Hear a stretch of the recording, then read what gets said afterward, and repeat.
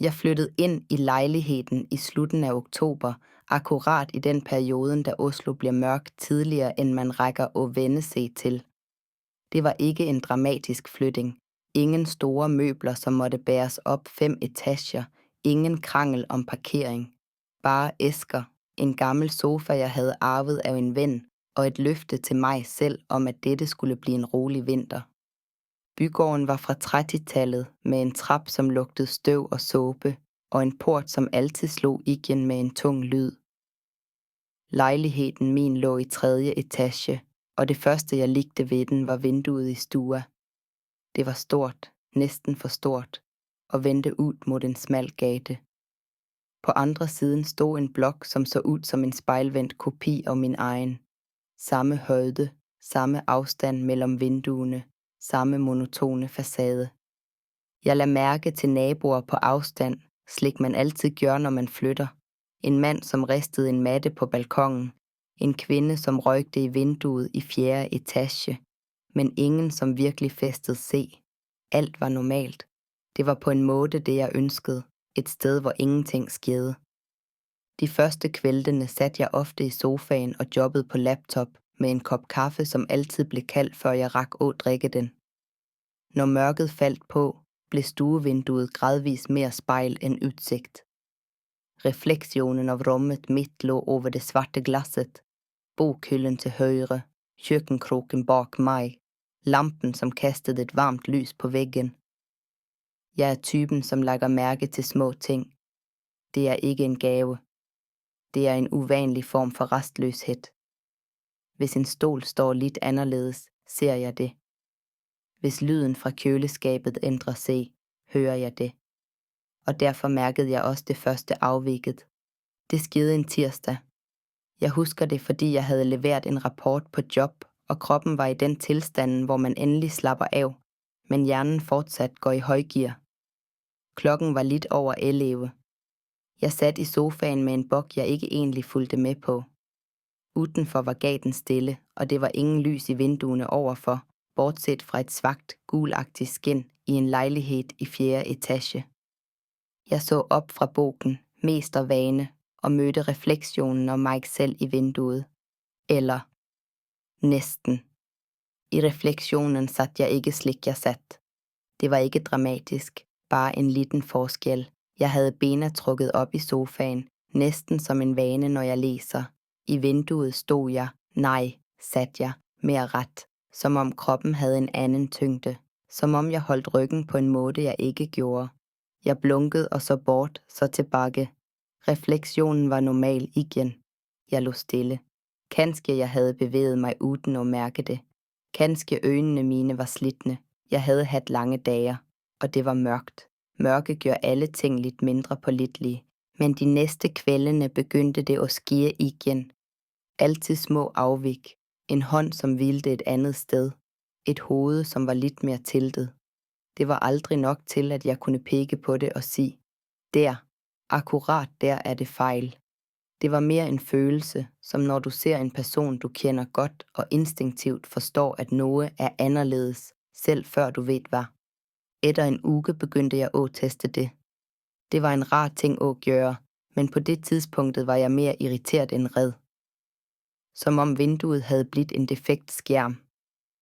Jeg stillede mig foran glasset, med lampene på bak mig, slik at refleksionen blev tydelig. Så løftede jeg hånden.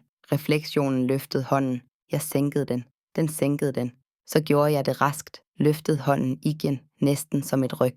Refleksionen fulgte efter, men lidt for sent. Ikke mye. Ikke som en hel sekund forsinkelse, men som en dårlig synk på en gammel video. Et ørlite etterslæb, som bare en, som virkelig ser etter, ville lagt mærke til. Jeg gjorde det igen, raskere, samme. Jeg kendte en varm bølge af ubehag i brystet. Ikke panik, mere som en fysisk protest. Kroppen min sagde nej, før hovedet mit rak at finde en forklaring. Jeg skruede af lampen og stod i mørket. Der forsvandt refleksionen, og vinduet blev bare en rute ud mod gaten. Jeg så over til bygningen på andre siden. De fleste vinduerne var svarte, men i det samme gule vinduet i 4. etage var lyset på. Det virkede stabilt. som om det altid havde været slik. Jeg gik og lagde mig med en rar følelse af, at jeg havde brugt for mye energi på ingenting. Den natten vågnede jeg af en lyd. Ikke et smæld, ikke et råb, bare et lille tørt klik, som når en gardinstang bevæger sig en millimeter. Jeg åbnede øjnene i mørket og lyttede. Stilheden etterpå var så total, at jeg kunne høre min egen puls. Jeg rejste mig og gik ud i stuen. Alt var som før. Gardinerne hang som de skulle. Bordet stod der det stod, men jeg kunne ikke lade være at gå bort til vinduet. Ude var det mørkt. Regnet havde lagt en tynd film på glasset, og gatlygterne nede i gaten lagde svage striber i dråbene. Jeg så etter det gule vinduet overfor. Lyset var af. Alle vinduerne var mørke. Det burde have været beroligende. I stedet følte jeg det som et tegn, som om noget havde ventet til jeg rejste mig. Jeg stod der længe, helt stille, og kendte mig dum. Så snudede jeg mig for at gå tilbage til sengen, og stoppede. For i den svage refleksionen i vinduet, selv uden lampene på, kunne jeg se konturerne af stuen bag mig. Bare en anelse, men nok til, at jeg så noget, som ikke skulle være der. En form midt i rummet, som en person, som stod vendt mod køkkenet. Den var ikke tydelig, ikke som en skarp silhuet, mere som en mørkere flæk i mørket, en afvigende tæthed. Men det var akkurat nok til, at hjernen min fyldte ind resten. Højde, skuldre, et hoved. Jeg snudede mig raskt. Stuen var tom.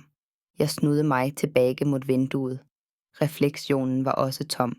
Jeg kendte huden prikke, som etter et iskaldt drag gennem rummet. Jeg stod stille og forsøgte at puste roligt. Det var da jeg lagde mærke til noget mere. Ikke i refleksionen, men i glasset. Det så ud, som om vinduet viste et rum bag mit eget rum. En antydning af møbler, som lå fejl i forhold til mine. Et bord, som stod lidt for langt til venstre. En lampe, som hang lavere end min. Som om det fandtes en kopi af Stua Mi lagt over den, men forskjøvet som et dobbelt billede. Jeg blinkede hardt og så bort, stirrede på væggen, tælte til 3. Da jeg så tilbage, var det borte. Jeg gik og lagde mig igen. Jeg lå med ryggen mod stue og tvang mig selv til at ikke snu hovedet. Jeg sagde til mig selv, at det var stress, at øjnene havde spildt mig et pus, at hjernen min lægte med mønstre i mørket. Men like før jeg sovnede, hørte jeg den samme lyden igen. Et lille klik. Og så svag, at jeg næsten troede, jeg fandt det på. En bevægelse af stof, som nogen, som står oprejst og lader armen glide langs en gardin. Jeg sov næsten ikke den natten. Ikke fordi jeg lå og tænkte på det, jeg havde set, men fordi kroppen min nægtede at falde til ro. Hver gang jeg holdt på at glide ind i søvn, kendte jeg den samme uroen i brystet, som om noget i rummet ventede på, at jeg skulle blive uopmærksom. Da vækkerklokken ringte, var det med følelsen af, at jeg allerede havde været vågen i flere timer. Dagen gik trægt. På job svarede jeg på e-poster uden at læse dem ordentligt, stirrede ud af vinduer, som om de kunne give mig et svar. Jeg vurderede flere gange at fortælle nogen om det, som skete, men hver gang stoppede jeg mig selv. Hvordan skulle jeg forklare det uden at høres paranoid ud? Et vindue, som spejlede fejl. Et rum, som lad se over mit eget. En form, som forsvandt i det, jeg snudede mig. Jeg bestemte mig for at gøre det mest fornuftige, jeg kunne komme på, lagde det som ingenting. Den kvælden lot jeg være og sitte i stuen. Jeg lavede mat, spiste raskt og tog med mig laptop og bog ind på soverummet. Jeg lukkede døren. Det gav en umiddelbar følelse af kontrol, som om jeg havde gjort noget konkret for at holde uroen på afstand. Likevel vidste jeg, at vinduet var derude, i den andre ende af lejligheden, som et øje, som ventede på at blive åbnet. Rundt klokken 11 hørte jeg lyder fra stuen. Ikke høje lyder, ikke noget, som kunne kaldes støj, mere som små, tilfældige forstyrrelser. Et forsigtigt skrab, som når en stol flyttes nogle centimeter. Et dæmpet dunk, akkurat tungt nok til at være bevist gjort. Jeg sat helt stille i sengen og lyttede. Lejligheden min var gammel, ja, men jeg havde allerede lært mig, hvilke lyder den lagde af se selv. Dette var ikke en af dem. Jeg rejste mig langsomt og åbnede soverumsdøren. Stua lå i halvmørke. Bare et svagt lys fra gaten udenfor snæk se ind gennem vinduet og lade lange skygger over gulvet. Alt så normalt ud. Sofaen stod der den skulle. Bordet også. Men vinduet. Jeg stoppede i døråbningen. Refleksionen i glasset var svag denne gang, næsten utydelig. Likevel kunne jeg se konturerne af rummet bag mig, og bag disse konturerne noget mere. Det var som at se to billeder lagt på hverandre. Det ene var min egen stue. Det andre var næsten identisk, men ikke helt. Møblerne stod lidt anderledes. Afstanden mellem dem var fejl, som om rummet var strukket eller komprimeret på en måde, som ikke var mulig. Jeg tog et skridt frem. I det andre rummet, det som bare eksisterede i vinduet, tog noget også et skridt. Det var ikke en refleksion længere. Det fulgte ikke mine bevægelser. Det reagerede på dem. Jeg kendte pulsen slå i halsen. Hjernen min lette desperat efter en forklaring. Dobbeltrute, optisk illusion, stress, men ingen af dem holdt. Jeg gik nærmere vinduet, helt til jeg stod så tæt ind til glasset, at jeg kunne se min egen pust lage et svagt slør. I det andre rummet stod en person, eller noget, som havde formen af en. Den stod midt i rummet, på nøjagtigt samme sted, som jeg stod i mit eget. Men holdningen var anderledes, mere afslappet, som om den ventede. Jeg kunne ikke se ansigtet. Det var ikke mørkt på en vanlig måde, bare utydelig, som om det aldrig var ment at være i fokus. Men jeg kunne se skuldrene, armene, hvordan hænderne hang lidt for lavt. Jeg løftede hånden. Den andre gjorde ingenting. Jeg sænkede hånden igen, og først da bevægede den sig. Ikke mye. Bare nok til at bekræfte, at den havde set mig. Jeg rykkede bakover, helt til ryggen traf væggen bag mig. Jeg kendte kulden fra murværket gennem genseren. Det var da jeg hørte det igen. Lyden af et fottrin. Bag mig. Jeg snudede mig så raskt, at det prikkede i synet.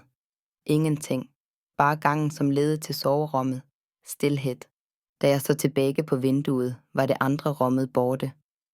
Refleksionen viste bare min egen stue igen, slik den altid havde gjort. Jeg sank ned på sofaen og blev siddende der i lang tid. Jeg vågede ikke at se på vinduet igen den kvelden. De næste dagene begyndte ting at forandre sig på små, næsten usynlige måder. Jeg fandt genstander, som ikke stod, da jeg havde lagt dem. En bog på bordet, som jeg var sikker på, at jeg havde sat i hylden. En stol, som var trukket lidt ud, som om nogen havde siddet der. Hver gang sagde jeg til mig selv, at jeg bare huskede fejl. Men en morgen opdagede jeg noget, som ikke lot sig bortforklare. Det var en kaffekop på køkkenbænken. Ikke min. Den var af en anden type, end jeg ejede, med en spræk i kanten og et svagt misfarvet felt i bunden. Jeg stod og stirrede på den i flere minutter, mens en kald følelse bredte sig i magen. Jeg vaskede koppen og satte den inderst i skabet, uden at bruge den. Som om den kunne mærke, at jeg rørte den. Den kvelden bestemte jeg mig for at gøre noget, jeg havde undgået helt siden flyttingen. Jeg tog en stol og satte den ret foran vinduet.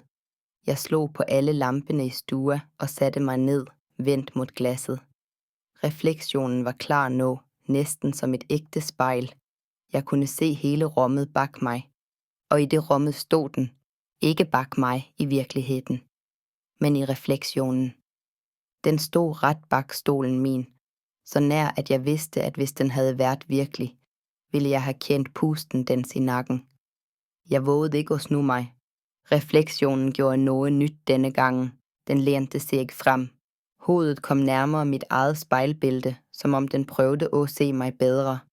Og for første gang forstod jeg noget, som fik mig til at skælve. Det var ikke rummet mit, som blev kopieret. Det var jeg. Den etterlignede ikke bevægelsen af mine længer. Den øvede. Bag mig hørte jeg en lav lyd, næsten som et suk. Denne gang kom den ikke fra vinduet. Jeg forlod lejligheden den natten, ikke på en dramatisk måde. Ingen pakking, ingen planer. Jeg tog på mig jakken, skoene uden at knytte dem ordentligt, og gik ud i trappeopgangen, som om jeg bare skulle hente noget, jeg havde glemt. Det var først, da jeg stod ude i den kalde luften, at jeg indså, hvor raskt kroppen min havde taget en beslutning, hovedet mit ikke havde rukket at formulere. Jeg gik planløst gennem gatene. Byen var næsten tom. Det var midt i ugen, og regnet gjorde alt stillere end vanligt. Lysene fra butikkene spejlede se i asfalten, og for en kort stund var det en lettelse i vanlige ting. En bus, som kørte forbi. En mand, som hastede over et fodgængerfelt. Lyden af trin, som ikke fulgte mig. Jeg satte mig på en bænk ved Akerselva og blev der til det begyndte at lysne.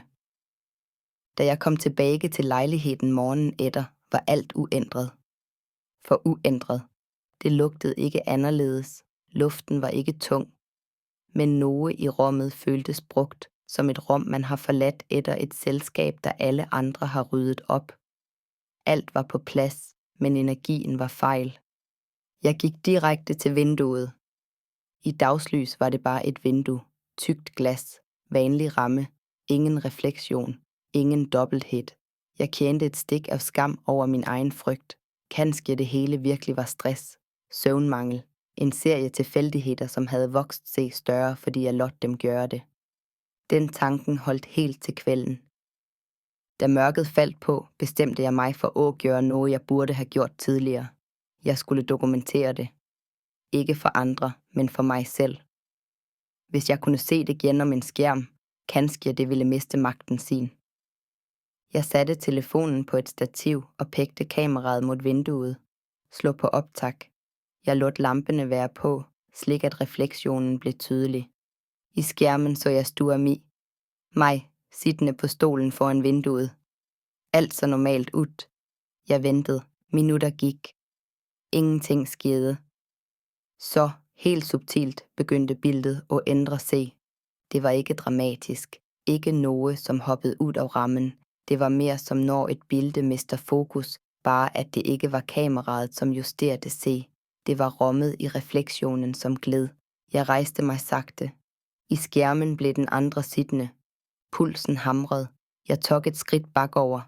Den i refleksionen rejste sig da, rolig, kontrolleret, som om den havde ventet på signalet. Jeg stoppede optaget med skælvende fingre. Da jeg spillede det af, var det ingenting der. Videoen viste mig, som rejste mig. Refleksionen fulgte perfekt. Ingen forsinkelse. Ingen fejl. Det var som om telefonen havde valgt en side. Den natten sov jeg på sofaen med lyset på. Jeg vågnede af, at nogen stod i rummet. Jeg vidste det, før jeg åbnede øjnene. Det var ikke en lyd, som vækkede mig, men fraværet af stilhed. Som om rummet var for fuldt til at være tomt. Jeg lå helt stille og så på vinduet. Refleksionen var klar. For klar. Jeg så sofaen. Bordet. Lampen. Og en person, som stod ved siden af sofaen. Den person lå ikke der, jeg lå. Jeg rejste mig langsomt. Kroppen føltes tung, som om hvert led protesterede. I refleksionen blev den stående igen vendt mod mig. Afstanden mellem os var den samme, men holdningen var anderledes nå. Mere selvsikker. Jeg tog et skridt mod vinduet. Den tog et skridt mod mig. Ikke i refleksionen. I rummet. Jeg hørte pusten bak mig. Jeg snudede mig. Den stod der. Ikke helt lig mig, men nær nok til, at det gjorde det vondt at se på. Ansigtet var kjent, men trækkene var strammere, som om de var lært gennem observation, ikke levet. Øjnene var mine, men uden trætheden, uden tvilen. Det var aldrig et spejl, sagde den. Stemmen var min, men den manglede nølingen. Det var et vindue. Jeg rykkede til ryggen, traf glasset. Kulden fra vinduet pressede sig gennem jakken. Bak mig, i glasset, så jeg det andre rummet igen. Det komplette rummet. Ikke mit, ikke helt. Du så på mig, fortsatte den. Hver kvælt, du gav mig form. Jeg ristede på hovedet. Dette er ikke virkelig. Den smilte svagt. Ikke for dig. Den løftede hånden og lagde den mod brystet mit. Berøringen var varm. Virkelig. Alt for virkelig. Nogen måtte være her, sagde den. Rummet ligger og være beboet. Det sidste jeg husker er følelsen af at blive presset bakover, ikke mod glasset, men gennem det.